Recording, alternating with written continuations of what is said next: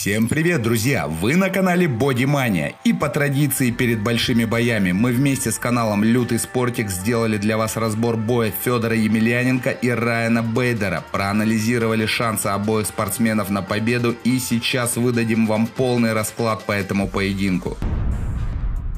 Бой предстоит действительно серьезный, и этот поединок может действительно реабилитировать Федора в глазах его болельщиков за последние выступления. Потому что если Федор сейчас побеждает, он, напомним, становится победителем Гран-при Беллатор. И если в первых двух поединках он победил таких же ветеранов, как и он сам, то сейчас он может победить молодого бойца и достаточно сильного. Что ни говори, а Райан Дуэйн Бейдер далеко не слабый соперник, особенно по современным меркам. Да, его не стоит переоценивать, но совершенно точно это не Чейл Сонен и не Фрэнк Мир, которых победил Федор не так давно, если мы берем именно кондиции нынешних соперников. У Бейдера оптимальный возраст для тяжелого веса, и он находится на пике своей карьеры. Мир и Сонен, как ни крути, но это бойцы, из которых уже сыпется песок. Для Райана Бейдера ставки еще более высоки. Если он бой проиграет, то о нем очень скоро все позабудут, ведь люди, далекие от смешанных единоборств или случайно посматривающие их, узнали о Бейдере только благодаря противостоянию с Федором.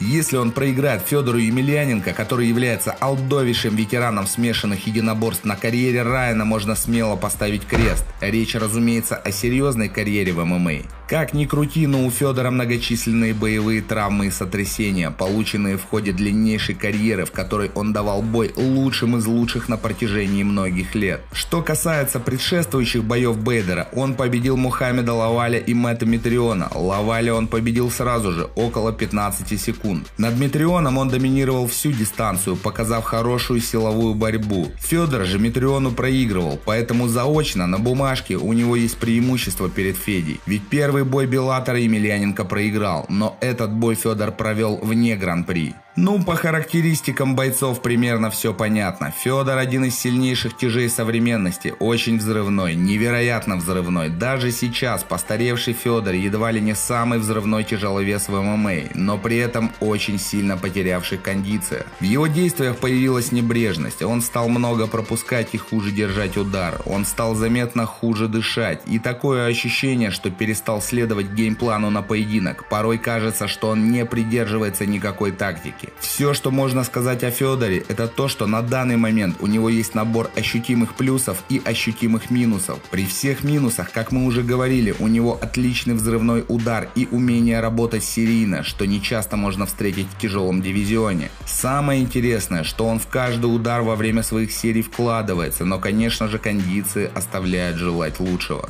Что касается Бейдера, это такая улучшенная версия Чейла Сонена. Он более молодой, более крупный, наверное, немного хуже борется, если разбирать технику, но в то же время, в отличие от Чейла Сонена, у него есть удар. У него действительно хороший удар, то есть если соперник в стойке допустит грубую ошибку, то Бейдер его может жестко вырубить. Но так же, как и Сонен, Бейдер боится удара, часто перегорает в боях и может просто-напросто сдать бой без боя, как это было в случае поединка с Энтони Джонсоном. Бейдер не духовитый боец сам по себе, он может включить заднюю, сдав бой, и это то, на что Федор может рассчитывать в этой встрече. Ведь с духом и волей стоять до конца у последнего императора проблем не было никогда, даже казалось бы в самых патовых ситуациях. Учитывая пиковые кондиции Бейдера, в этом бою он все же фаворит, но в то же время мы не удивимся, если Федор хорошо попадет и Бейдер просто-напросто морально сдастся. Мы не считаем, что Райан именно явный фаворит, не потому что Федор находится в хорошей форме, а хотя бы потому, что Бейдер тот боец, который может дать по тапкам, и нам кажется, что бой не пройдет всю дистанцию, потому что все поражения, которые были у Федора Емельяненко, они были досрочные, и поражения Райана Бейдера также были досрочные, ни один, ни другой не проигрывали бои по очкам, и нам кажется, что в этом бою тоже кто-то из бойцов кого-то нокаутирует или забьет в ground and pound с остановкой судьи. Но мы, конечно, всей душой и сердцем будем болеть за нашего последнего императора, человека, который внес огромнейший и неоспоримый вклад в развитие отечественного ММА. Удачи тебе, Федор! Друзья, с вами были Бодимания и Лютый Спортик. Подписывайтесь на оба наших канала, смотрите олдскульное видео времен Прайда, топ уничтожений фриков в ММА, занимайтесь спортом. Всем пока!